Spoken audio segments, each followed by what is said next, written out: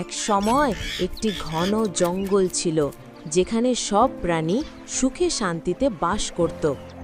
হঠাৎ বড় বড় ট্রাক এলো এবং জঙ্গলের সব গাছ কেটে ফেলা শুরু হলো। বাঘ আর শিয়াল হতবাক হয়ে দেখল তাদের বাসস্থান ধ্বংস হচ্ছে। পাখি, বানর, হরিণ সবাই একত্রিত হলো এবং অনশন শুরু করলো। তারা চুপচাপ বসে থাকলো, যেন মানুষদের বলছে, আমাদের জঙ্গল বাঁচাও। তাদের কথা মুখ থাকলেও প্রকৃতির শিক্ষা স্পষ্ট। গাছ আমাদের জীবন দেয়, কার্বন শোষণ করে এবং অক্সিজেন ছাড়ে। গাছ না থাকলে আমরা বাঁচতে পারবো না। মানুষ এই বার্তা বুঝতে পেরে হাত মিলিয়ে গাছ রোপণ শুরু করল। বাঘ, শিয়াল এবং অন্যান্য প্রাণী আবার হাসতে শুরু করল। ধীরে ধীরে জঙ্গল সবুজ হয়ে উঠল, প্রাণীরা খুশি হলো।